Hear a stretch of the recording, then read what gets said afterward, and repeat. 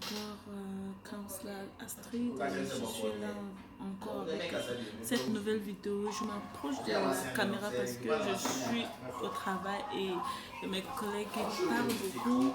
Donc je dois m'approcher de la caméra pour que vous puissiez écouter ce que j'ai à dire. Ok, donc aujourd'hui, j'aimerais qu'on puisse parler sur comment traduire ces documents.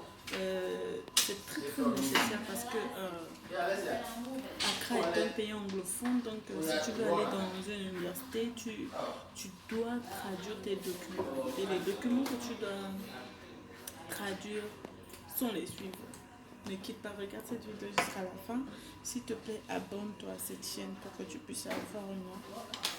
Étant dans ton pays, tu peux déjà avoir toutes les informations. Tu n'as pas besoin d'aller sur Google pour taper.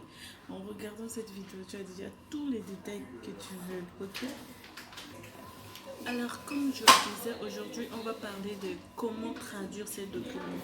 Les documents que tu dois traduire, c'est ton bac. Si tu viens pour faire la licence, tu dois traduire ton bac, acte de naissance, relevé de notes et comment on appelle ça, quatre photos d'identité et peut-être la copie de ton passeport, pas peut-être, mais la copie de ton passeport.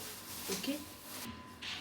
Et pour ceux qui veulent venir faire le master ici, tu dois traduire tes diplômes, c'est-à-dire ta licence, tu dois traduire ta licence relevée de notes, plus la copie de ton passeport, donc tu dois traduire toutes ces choses-là. Alors, il y a deux entités que tu dois aller pour traduire tes documents, c'est-à-dire l'Université de Ghana qui est l'ECOM et l'Alliance française du Ghana. Donc c'est dans ces deux entités que tu dois aller pour traduire et ton bac et ton relevé de notes et ton acte de naissance.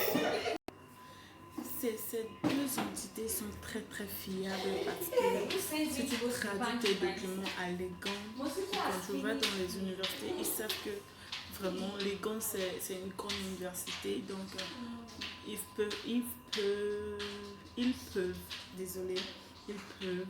prendre tes documents en considération. Tu peux aller aussi à l'Alliance française d'Accra, traduire tes documents. L'Alliance française aussi est une entité fiable, ok?